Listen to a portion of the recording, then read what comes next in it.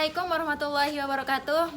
Jadi di sini saya akan mewawancarai salah satu warga di desa Dusun Gadung Mas, yaitu dengan Bapak Muhammad Satim, tentang apa sih ketimpangan sosial itu. Mari ikuti saya. Assalamualaikum Pak. Waalaikumsalam warahmatullahi wabarakatuh.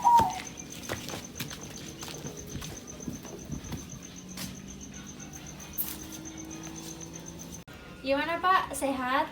Alhamdulillah sehat.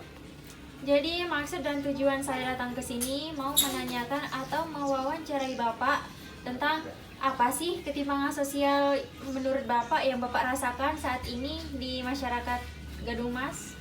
Ketimpangan sosial yang saya tahu menurut pendapat saya adalah sebuah ketidakadilan dalam status dan kedudukan, di mana yang dirasakan oleh masyarakat yang ditujukan dengan adanya ketidakseimbangan akibat aspek-aspek misalnya sosial, aspek kemiskinan, aspek kebudayaan. Itu mungkin salah satu menurut yang dirasakan pada saat sekarang ini. Terus selanjutnya bagaimana faktor yang disebabkan ketimpangan sosial tersebut? Salah satu faktornya itu kondisi pendidikan, kondisi kesehatan, kondisi antara si miskin dan kemiskinan. Di sini kemiskinan yang dimaksud adalah antara si miskin dengan si kaya. Kenapa saya bilang gitu? Karena pasti akan cenderung merasakan bahwa antara si miskin dan si kaya, si miskin ini merasakan ketidakadilan karena merasa kurangnya lapangan kerja atau yang lain lah. Di samping itu, karena hal itu terjadi pasti ada dampak negatif. Ada dampak negatif karena lain, yaitu menimbulkan kecemburuan sosial di sana. Kecemburuan sosial, adanya pembatasan hubungan sosial karena kedudukan seorang dalam masyarakat melemahkan stabilitas sosial dan solidaritas relasi antara yang masyarakat yang satu dengan masyarakat yang lain. Mungkin itu dampak negatif daripada salah satu faktor dan dampak negatifnya. Selanjutnya, bagaimana solusi menurut Bapak tentang ketimpangan tersebut? Untuk mengatasi atau solusi, beberapa upaya yang mungkin bisa kita jalani ketimpangan tersebut. Misalnya dalam ketimpangan sosial, yaitu memperbaiki pemberdayaan dan penyuluhan di dalam sebuah lingkungan masyarakat. Misalnya adanya sosialisasi. Di samping itu, di bagian mungkin di kualitas pendidikan antara kota dengan desa itu harus pemerataan yang dibangun oleh pemerintah. Di samping itu, misalnya di kesehatan, pemerintah itu harus membangun sebuah puskesmas atau rumah sakit dengan merata dengan cara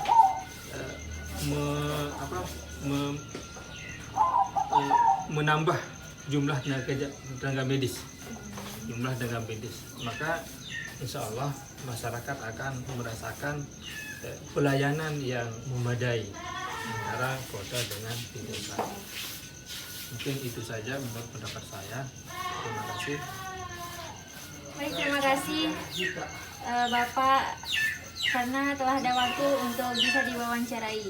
Jadi itulah pendapat atau menurut Bapak Muhammad Satim tentang ketimpangan sosial tersebut. Sekian, wassalamualaikum warahmatullahi wabarakatuh. Assalamualaikum warahmatullahi wabarakatuh. Selanjutnya saya di sini akan mewawancarai Bapak Haji Hairul Anam tentang ketimpangan sosial. Baik Pak, hadap sini. Ya. Saya akan mewawancarai Bapak tentang apa sih ketimpangan sosial yang Bapak rasakan saat ini. Oh iya. ketimpangan sosial yang ditanyakan itu sangat banyak pengaruhnya di lingkungan masyarakat. Di antaranya dari segi kehidupan keseharian, banyak yang menyebabkan minder. Tahu minder? Minder, memisahkan diri. Itu disebabkan adanya beberapa faktor. Ada faktor ekonomi, kelas hidup, dan keturunan. Merasa dirinya lebih sehingga membeda-bedakan diri, terlalu berindividu. Itu menurut saya. Dan yang terakhir, cara solusi terbaik itu tingkatkan pendidikan. Jangan putus sekolah, karena sekolah itu adalah cara untuk meraih hidup lebih baik. Terima kasih.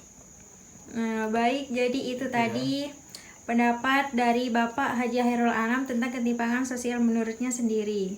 Sekian, wassalamualaikum warahmatullahi wabarakatuh.